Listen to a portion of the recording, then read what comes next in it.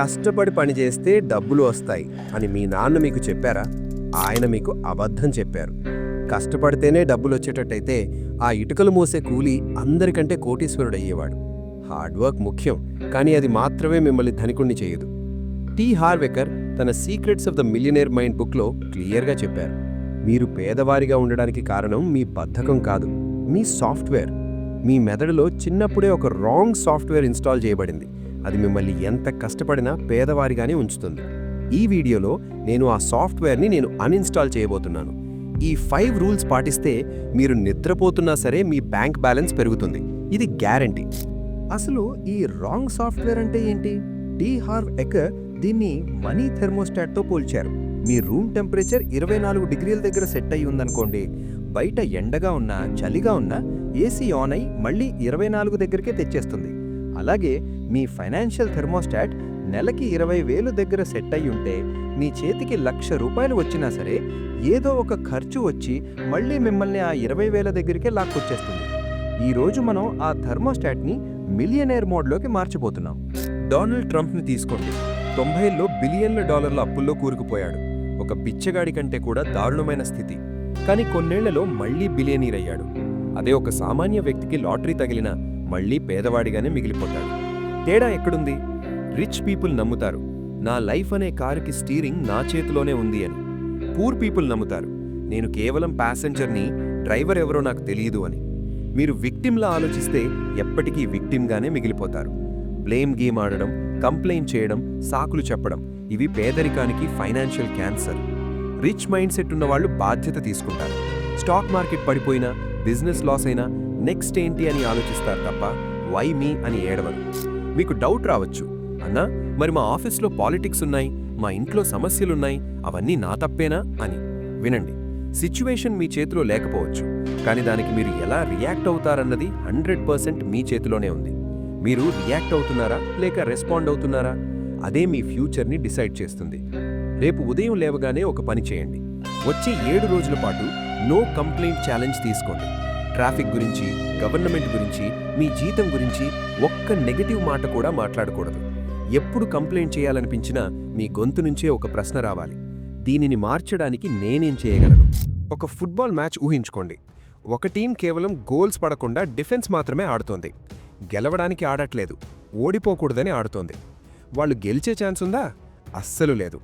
దురదృష్టవశాత్తు 90% మంది middle class జనాలు డబ్బు విషయంలో ఇలాగే ఆడుతున్నారు. వాళ్ళ గోల్ వెల్త్ క్రియేషన్ కాదు, కేవలం సెక్యూరిటీ అండ్ సర్వైవల్.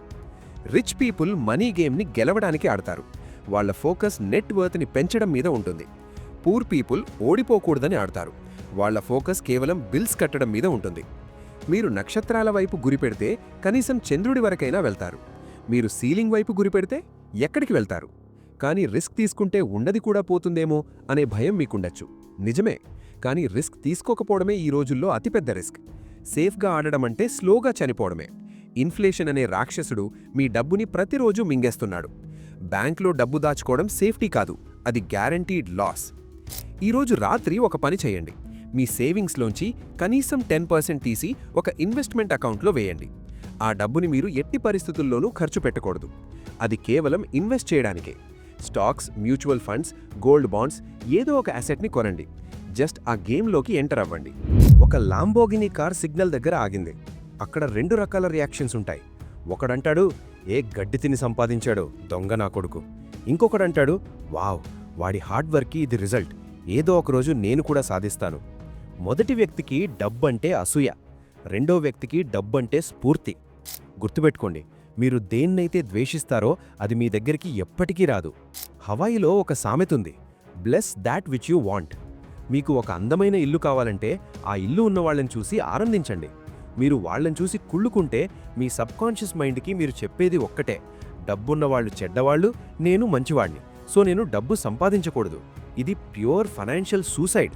కానీ అన్నా, చాలామంది ధనికులు మోసాలు చేసి పైకొచ్చారు కదా, వాళ్ళని నేను ఎలా గౌరవించాలి అని మీరు అడగవచ్చు. నిజమే, కొందరు దొంగలుంటారు, కానీ పేదవారిలో దొంగలు లేరా? మంచితనానికి డబ్బుకి సంబంధం లేదు. డబ్బు మీ క్యారెక్టర్ని యాంప్లిఫై చేస్తుంది. మీరు మంచివాడైతే డబ్బు మిమ్మల్ని ఇంకా మంచివాడిలా మారుస్తుంది. మీ మైండ్లో ఉన్న ఈ నెగటివ్ వైరింగ్ని కట్ చేయడానికి సక్సెస్ఫుల్ పీపుల్ స్టోరీస్ చదవండి. వాళ్ళ కష్టం తెలిస్తే అసూయపోయి రెస్పెక్ట్ వస్తుంది. మీకొక సీక్రెట్ చెప్పనా? రిచ్ పీపుల్కి పూర్ పీపుల్కి వచ్చే సమస్యలు ఒకేలా ఉంటాయి. తేడా ఎక్కడంటే సైజులో. ఇమాజిన్ చేయండి, మీరు లెవెల్ 2 వ్యక్తి అనుకోండి. మీకు లెవెల్ 5 సమస్య వస్తే అది మీకు హిమాలయ పర్వతంలా కనిపిస్తుంది.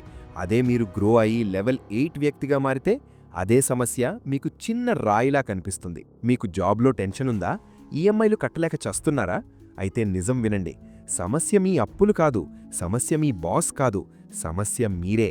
సమస్య పెద్దదిగా కనిపిస్తోంది అంటే అర్థం మీరు చిన్నగా ఉన్నారని. ఇది వినడానికి చేదుగా ఉండొచ్చు, కానీ మీరు చిన్న పిల్లిలా ఉంటే చిన్న కుక్క కూడా మిమ్మల్ని భయపెడుతుంది. అదే మీరు సింహంలా ఉంటే నాకు టైం లేదు, నేను అలసిపోయాను, నా బాస్ నన్ను చావగొడుతున్నాడు, ఇవి సమస్యలు కాదు, ఇవి సాకులు. మీరు సమస్య కంటే చిన్నగా ఉన్నంతకాలం మీరు ఎప్పటికీ బ్రోక్గానే ఉంటారు. ఈ రోజు నుంచి ఏ సమస్య వచ్చినా అమ్మో అనకండి, రా చూసుకుందాం అనండి. మీ మైండ్ సెట్ని ఇప్పుడే టెస్ట్ చేద్దాం. మీరు మీ ప్రాబ్లమ్స్ కంటే పెద్దవారని నమ్మితే కింద కామెంట్స్లో బిగ్గర్ అని టైప్ చేయండి. ఒక్క పదం చాలు, మీ కాన్ఫిడెన్స్ని చూపించండి. మనల్ని చిన్నప్పటి నుంచి అడిగే ప్రశ్న మీ జీతం ఎంత? కానీ రిచ్ పీపుల్ క్లబ్లో అడిగే ప్రశ్న మీ నెట్ వర్త్ ఎంత? జీతం అనేది బకెట్తో నీళ్లు మోయడం లాంటిది. నెట్ వర్త్ అనేది పైప్లైన్ వేయడం లాంటిది. నెలకు 2 లక్షలు సంపాదించి 2 లక్షలు ఖర్చు పెట్టేవాడు నెలకు 20,000 సంపాదించేవాడి కంటే పేదవాడు. ఎందుకంటే వాడి దగ్గర యాసెట్ లేదు. నిజమైన సంపదకి 4 స్తంభాలుంటాయి: ఇన్కమ్, సేవింగ్స్, ఇన్వెస్ట్మెంట్స్ మరియు సింప్లిఫికేషన్. చాలామంది మొదటి దాని మీదే ఫోకస్ పెడతారు. పార్కిన్సన్స్ లా ప్రకారం మీ జీతం పెరిగితే మీ ఖర్చులు కూడా ఆటోమేటిక్గా పెరుగుతాయి. అందుకే ఫోకస్ నెట్వర్త్ మీద ఉండాలి. నా దగ్గర ఆస్తులే ఉన్నాయి లెక్క పెట్టడానికి, అంతా అప్పులే అని డిస్కరేజ్ అవ్వకండి. అక్కడే అందరూ తప్పు చేస్తారు. మీరు ఎక్కడున్నారో తెలియకపోతే ఎక్కడికి వెళ్లాలో ఎలా తెలుస్తుంది? ఈ వీడియో అయిపోయాక ఒక పేపర్ తీసుకోండి. ఒకవైపు మీ ఆస్తులు, మరోవైపు మీ అప్పులు రాయండి. ఆస్తుల నుంచి అప్పులు తీసేస్తే వచ్చేదే మీ నెట్ వర్త్. అది మైనస్లో ఉన్నా పర్లేదు. ఈ రోజు దాన్ని చూడ్డం మొదలు పెడితేనే రేపు దాన్ని ప్లస్లోకి మార్చగలరు. ఇప్పటిదాకా చెప్పిన 5 రూల్స్ అన్నీ వేస్టే, ఒకవేళ మీరు ఈ నెక్స్ట్ చెప్పబోయే సిస్టమ్ని వాడకపోతే. ఎందుకంటే మీ మైండ్ సెట్ బాగున్నా సరే చేతిలో ఉన్న డబ్బుని ఎలా మేనేజ్ చేయాలో తెలియకపోతే అది ఆవిరైపోతుంది. టీ హార్వ్ ఎకర్ వాడే ఈ సీక్రెట్ వెపన్ తెలియకపోతే మీరు ఎప్పటికీ పేదగానే ఉంటారు. అదేంకో చూడండి. మనం ఇప్పటిదాకా మైండ్ సెట్ గురించి మాట్లాడాం, కానీ ప్రాక్టికల్గా జీతం రాగానే ఏం చెయ్యాలి? టీ హార్వ్ ఎకర్ ప్రపంచ ప్రఖ్యాతిగాంచిన 6 జార్ సిస్టమ్ని సజెస్ట్ చేశారు. రూల్స్ చాలా సింపుల్. మీ ఇన్కమ్ని 6 భాగాలుగా విభజించాలి. 1 నెసెసిటీస్ అంటే రెంట్, ఫుడ్, కరెంట్ బిల్లులు. ఇది 55% దాటకూడదు. దాటితే మీ లైఫ్ స్టైల్ తగ్గించుకోండి. 2 ఫైనాన్షియల్ ఫ్రీడమ్ అకౌంట్ 10%. ఇది మీ గోల్డెన్ గూజ్. ఈ డబ్బుని కేవలం ఇన్వెస్ట్ మాత్రమే చెయ్యాలి. చచ్చినా సరే దీన్ని ఖర్చు పెట్టకూడదు. ఇది మీ రిటైర్మెంట్ ఫండ్. 3 ఎడ్యుకేషన్ 10%. బుక్స్, కోర్సులు, స్కిల్స్. మీరు ఎంత నేర్చుకుంటే అంత సంపాదిస్తారు. 4 లాంగ్ టర్మ్ సేవింగ్స్ 10%. కార్, ఇల్లు లేదా పెద్ద ఖర్చుల కోసం. 5 గివ్ 5%. దాన ధర్మాలు. మీరు ఎంత ఇస్తే యూనివర్స్ మీకు అంత తిరిగి ఇస్తుంది. 6 ప్లే అకౌంట్ 10%. ఇది నా ఫేవరెట్. ఈ డబ్బుని మీరు ఖచ్చితంగా లగ్జరీగా ఖర్చు పెట్టాలి. ఒక 5 స్టార్ హోటల్కి వెళ్ళండి, మసాజ్ చేయించుకోండి. మీ సోల్ని హ్యాపీగా ఉంచకపోతే ఏదో ఒకరోజు ఫ్రస్ట్రేషన్తో మొత్తం సేవింగ్స్ని ఖర్చు పెట్టేస్తారు. సో ఈ 10%ని ఎంజాయ్ చేయండి. Quick recap. 1 మీ లైఫ్కి మీరే డ్రైవర్. 2 గెలవడానికి ఆడండి. 3 రిచ్ పీపుల్ని ఆశీర్వదించండి. 4 మీ ప్రాబ్లమ్స్ కంటే మీరు ఎదగండి. 5 6 జార్ సిస్టమ్ని ఈ రోజే స్టార్ట్ చేయండి. టీ హార్వ్ ఎకర్ చెప్పిన అల్టిమేట్ మాట ఒక్కటే: మీరు పళ్ళు అంటే ఫ్రూట్స్ మార్చాలంటే ముందు వేళ్ళు అంటే రూట్స్ మార్చాలి. సరే, ఇప్పుడు మీ మైండ్ సెట్ మారింది, కానీ మీరింకా స్లో లేన్లో అంటే నెల జీతం కోసం జాబ్ చేస్తూ ఉంటే ఈ మైండ్ సెట్ ఉన్నా సరే కోటీశ్వర్లు అవ్వడానికి 40 ఏళ్లు పడుతుంది. కానీ యంగ్గా ఉన్నప్పుడే అంటే వచ్చే 5-10 ఏళ్లలో రిచ్ అవ్వాలంటే దానికి ఒక ఫాస్ట్ లేన్ ఉంది. ఆ రోడ్ మ్యాప్ ఏంటో తెలియాలంటే స్క్రీన్ మీద కనిపిస్తున్న ద మిలియనేర్ ఫాస్ట్ లేన్ వీడియోని ఇప్పుడే క్లిక్ చేయండి. See you there.